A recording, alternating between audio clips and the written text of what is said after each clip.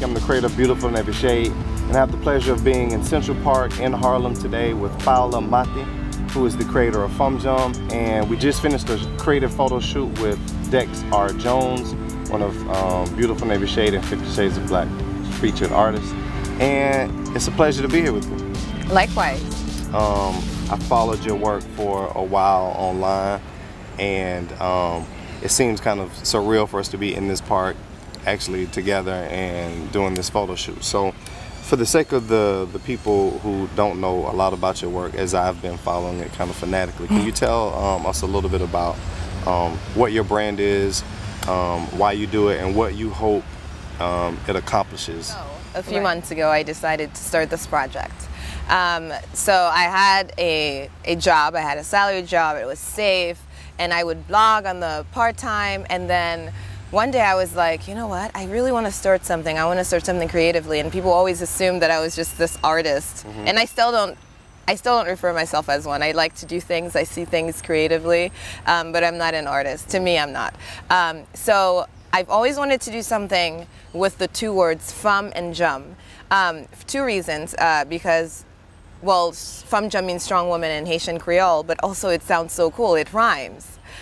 So I had my fiance who's an American, and I was like, can you do me a favor, can you pronounce Fanm Djanm for me? And he was like, Fanm Djanm, and I was like, oh, that's so easy, anyone could pronounce it. So I have to do something with that.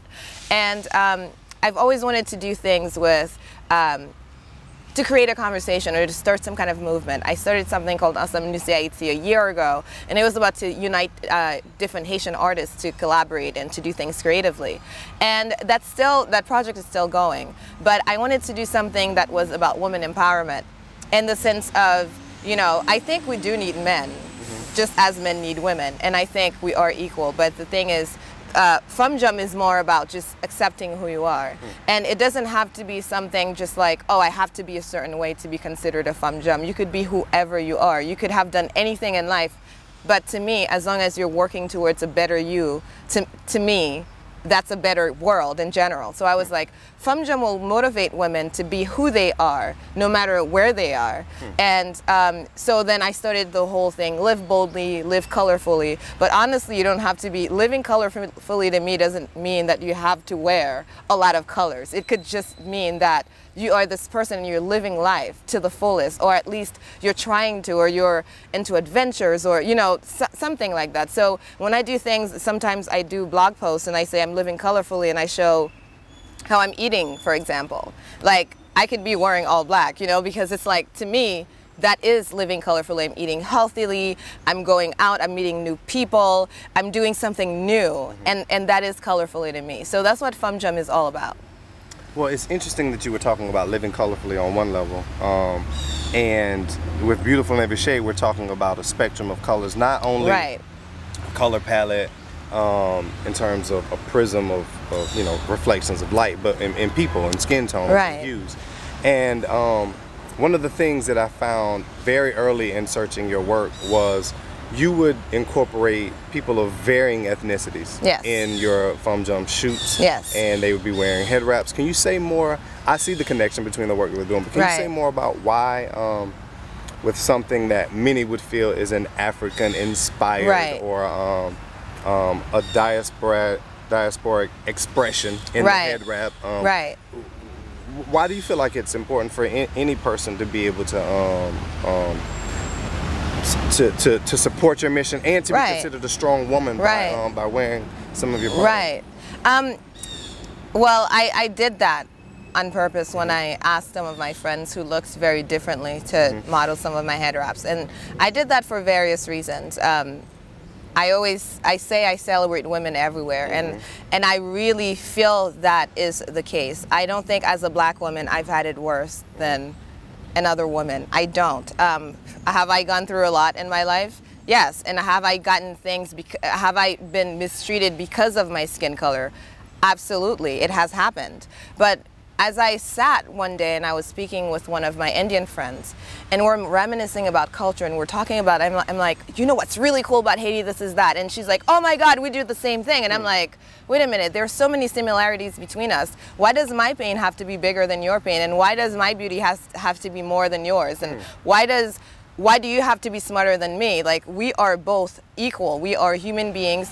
We are different in various levels, but we have so many similarities. And for you to say that, oh, you used to actually lie down and in the dark and make shadow puppets with your fingers, just like me, from a third world country, like miles and thousands of miles away from you, to me, that meant a lot. And I was like, and I started looking at Indian culture and Asian culture in general. And there's just this, well, it does exist. There's racism everywhere. Like, Asian people, they bleach their skin just like African people. They do. But they also wear a lot of colors just like we do.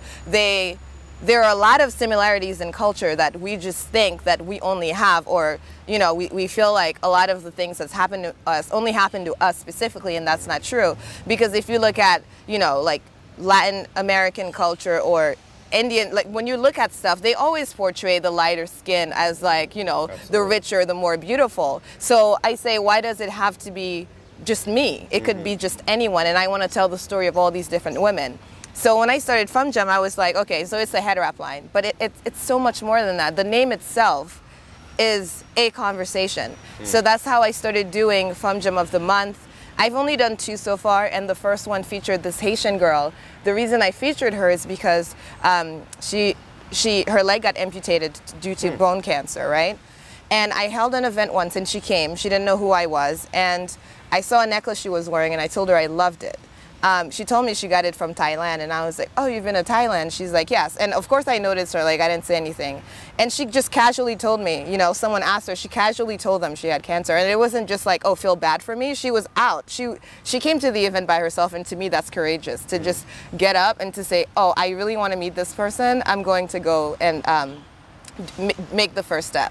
So she came, and I started talking to her, and she's like, yeah, I've traveled all over Europe, I traveled over, and that's after she had cancer. And to me, that means the world to me. Just the fact that you have that curiosity, and you have that adventure in you, you know, you want to, like, meet all these different things. And despite what has happened to you, coming from a third world country, being extremely dark skinned, having cancer, having one leg, like, that doesn't stop you. And to me, I was like, I want to tell your story. So I told her story, and then the next Fanm Djanm was this white woman from New Jersey. I mean, they have similarities together. Am I gonna say, oh, one is a bigger Fanm Djanm than the other? The other dealt with bullying and people calling her fat all the time, and how she came to accept herself. And people actually kill themselves because of bullying, you know? So I can't say one problem is more than the other, because they both survived what they had to go through, and they're both working towards being a better woman. And that's what Fanm Djanm really is, you know?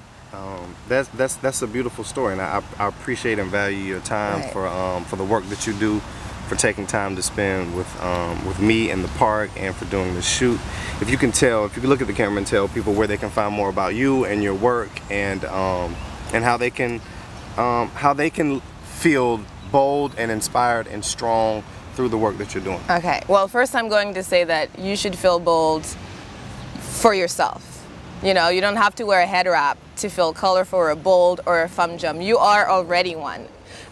Second of all, if you are interested in what I'm doing, I have 2 websites. One of them is my personal lifestyle blog. I talk about things from stories from my childhood to what I'm wearing or eating, or what pisses me off or what makes me happy, and that's findingpaola.com. So it's literally finding Paola, Paola.com. And then Fanm Djanm has its own website. It's an online shop, and it's spelled FANMDJANM.com. And there you could read about the Fanm Djanm of the month. I'm going to be doing a lot of artist spotlights from different women doing different things in New York, and eventually I want to take it all over, and that is what I'm working towards. So you could check out everything on FANMDjanm.com if you're interested in shopping, and if you want to get a head wrap or a t-shirt. All right, well, thank you so much. Yeah. I'm Carlton Mackey, the creator of Beautiful in Every Shade. I'm with the creator of Fanm Djanm, Miss Paola, and we're reporting live from Central Park in Harlem. Yes. Thank you. Nice to see you.